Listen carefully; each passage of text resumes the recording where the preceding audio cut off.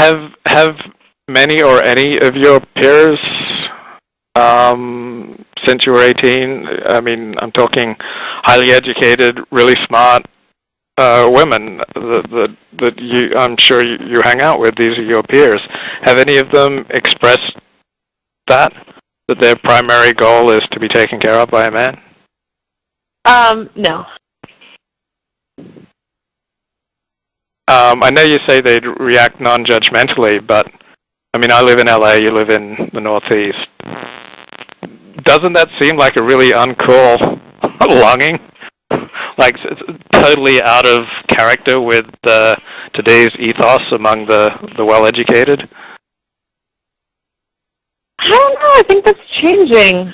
I understand where you're coming from, but I just don't think that's changing.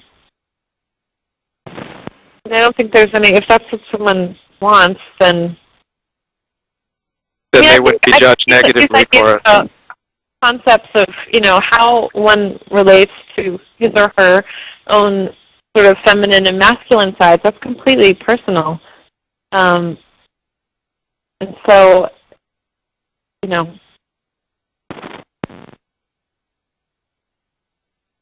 yeah, I think... I'm sorry, could you keep going? I didn't quite get it. You said how one relates to one's masculine and feminine side is completely personal. And could you just keep going on that? What you mean? I just think that's really kind of private. That's a private thing. And that's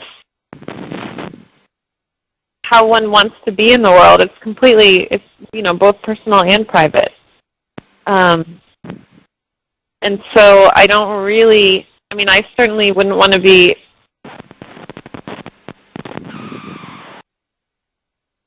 I don't know.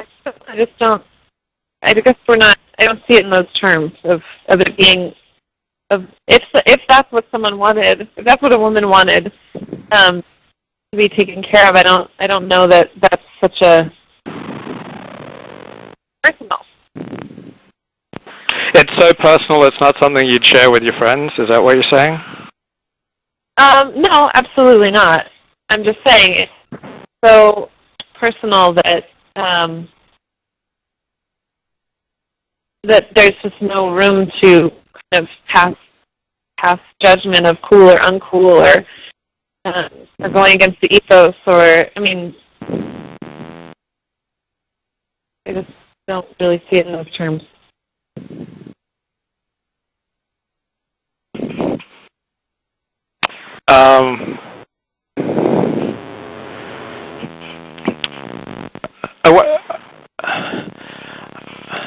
I wonder how women in the 1940s or 50s, I wonder how they would have related to that question. Because remember when going to college was, you're just going to get your MRS degree? Have you ever heard that statement? No. Oh, I'm really showing my age here. I'm 42, but for people older than me, like it used to be said when colleges became co-ed, 1950s and early 60s, that if a woman was going to college, she was just going to get her MRS degree. Which means... she's going to get married. Got it. So how would a woman in that generation have related to the question, to what? Well, it seems like in your mother's generation, it just seems from our discussion that was what they wanted most, was to be taken care of by a man. But now it's like... I don't know. I don't know that I would even say that that's what was wanted, but maybe it was the norm. I think that's... Or getting married. Getting married was the norm. Getting married young was the norm.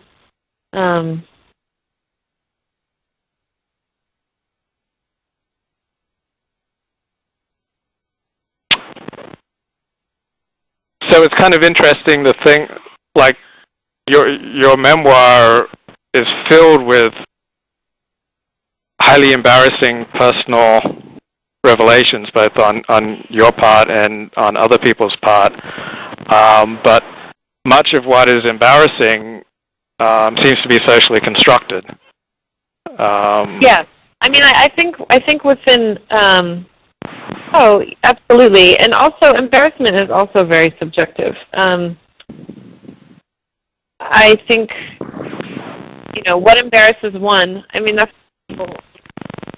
I think people relate to the book in really different ways because what embarrasses one person doesn't necessarily embarrass another.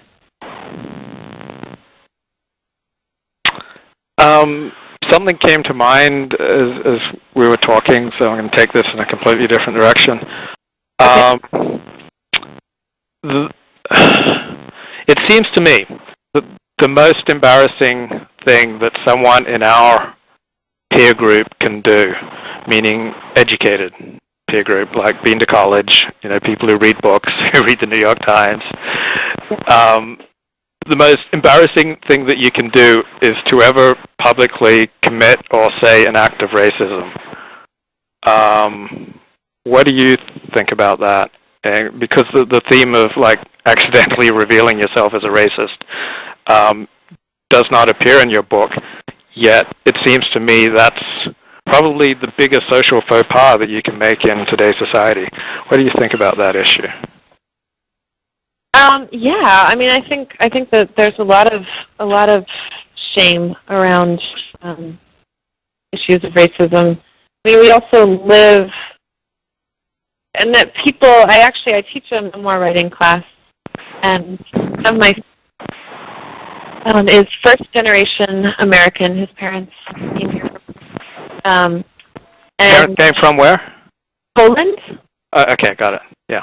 And his parents he grew up in a really prejudiced household, and he had a really difficult childhood because he was in a very racially mixed neighborhood, and at home his parents were extremely overtly racist, and then at school he was in mixed classrooms, and he just had a really hard time figuring out what his own racial identity was, and his own ideas about racial consciousness, apart from his parents. And I was really glad that he wrote this book.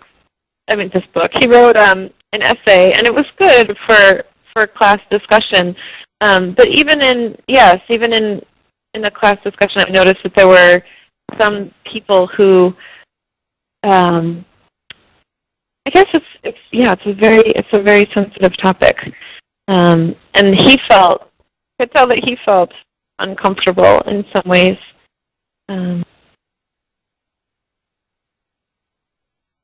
again, yeah, go ahead. No, go ahead. No, I'd like you to finish. You said, but again, and I'm just curious what you're going to finish there. I lost it. Okay. I think we live in a world, reading your book, where people would 10 times prefer to reveal a story of defecating on themselves than a story revealing themselves to be racist. Yes.